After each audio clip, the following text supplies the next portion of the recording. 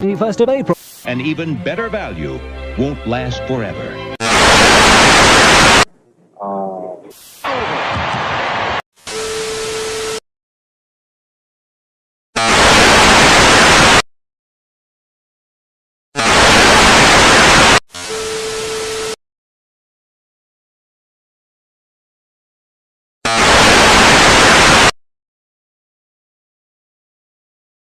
Now, because I haven't consulted attorneys, and I'm going to consult attorneys for right now, I'm just going to say something very bad happened at Fort Dix in the special housing unit. Oh. I've done many drugs in my life, and it was not a mental breakdown. It was evil, and it was, I believe, something happened with my food. And it had the qualities of a narcotic, and that's what I'll say. Why would someone want to drug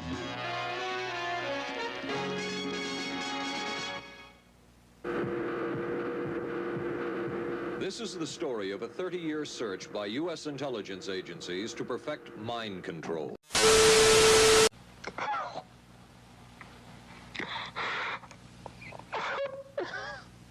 One intelligence agency tried to peel this man's mind back to reveal its deepest secrets. I'll live through it. I'll live through it. This man worked on some of these programs. He would write of his work, "It was fun, fun, fun." This is the story of the search for mind control. His perception of the work you were doing. In CIA documents we have examined, it says that the project that was being done here, they intended to use everything learned about the new agents to induce them to, quote, to perform acts of a complex, purposeful nature. Yeah, but that was the never effects done. of which may be out of keeping with the individual's previous behavior. That sort of thing was never done. Those people were not, that was when they first came here, the first people they sent up. The goal remained the same. As this 1952 CIA memo says, the aim is controlling an individual to the point where he will do our bidding against his will, and even against such fundamental laws of nature as self-preservation.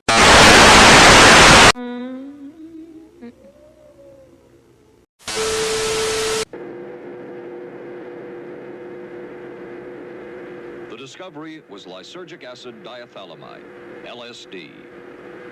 The film that you see is considered by many experts to be the closest illustration of the effects of a hallucinogenic. It was one of the first times that anybody had run into a powerful drug that was different than anything else that they knew anything about. John Gittinger, recently retired chief psychologist for the CIA. This is the first time Gittinger has been interviewed publicly. We could disable a whole city by putting a very small amount on a water supply. After all of these years of us, those of us who were involved in looking for this secret drug, this was the only thing that began to look for the first time like it might be something like that.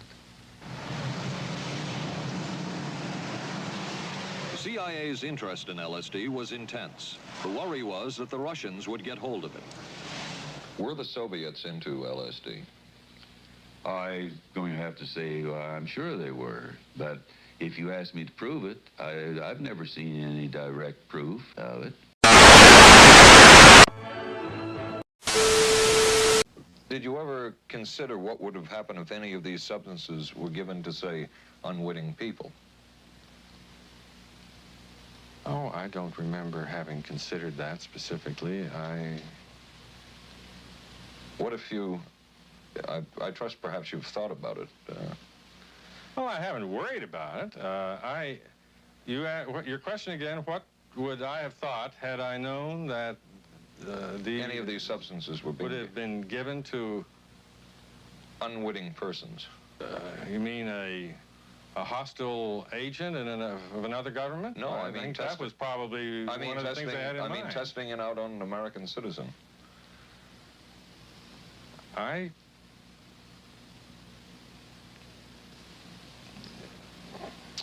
I guess I must seem very, very cold-blooded about this, but I don't recall ever having been very much preoccupied with that issue.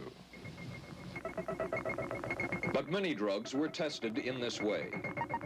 A decision was made at the highest levels of the CIA to do testing on unwitting Americans. As one CIA document says, such testing would be operationally realistic. A former CIA official who worked on these programs describes for the first time how the decision was made. He did not wish to be filmed or recorded. Thus his remarks are read by someone else. I think every last one of us felt sorry to attempt this kind of thing. We knew we were crossing the line.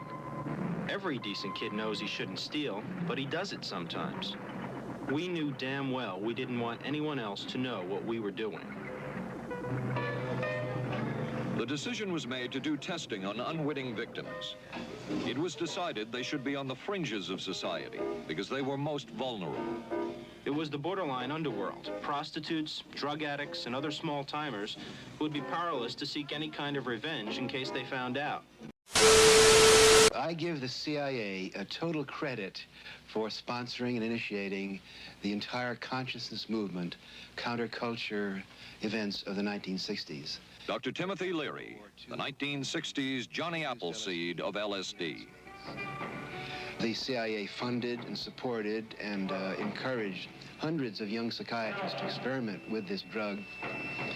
The fallout from that was that the young psychologists began taking it themselves, discovering that it was an intelligence-enhancing, consciousness-raising experience. I know that some of the studies in which the CIA had supported used as subjects people who later became strong proselytizers of LSD. So, in that sense, yes, I think it did sustain the perpetuation of the use of the drug.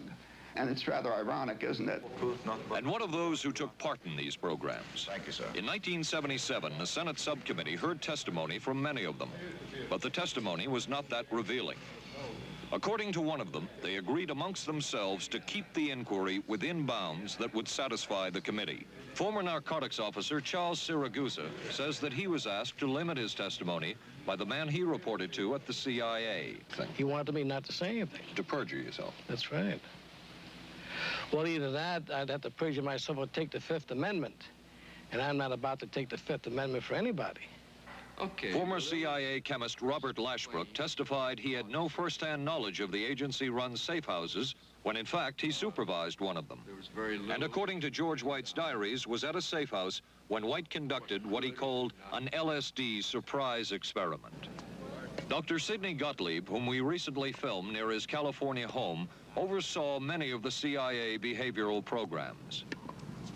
He retired in 1973 and destroyed the records of this work. In sort of a valedictory letter, Dr. Gottlieb wrote that he and his colleagues had been able to maintain contact with the leading edge of developments in the field of biological and chemical control of human behavior.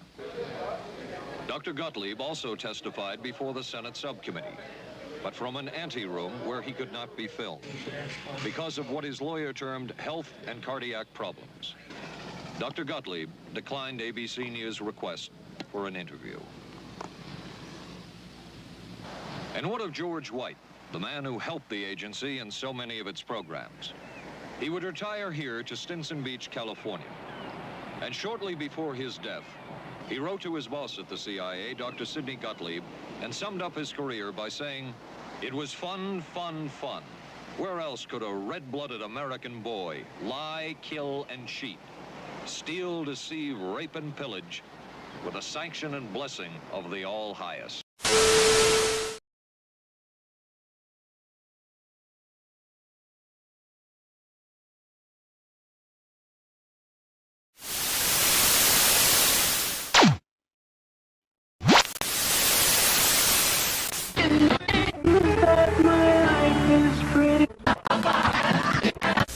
You still got...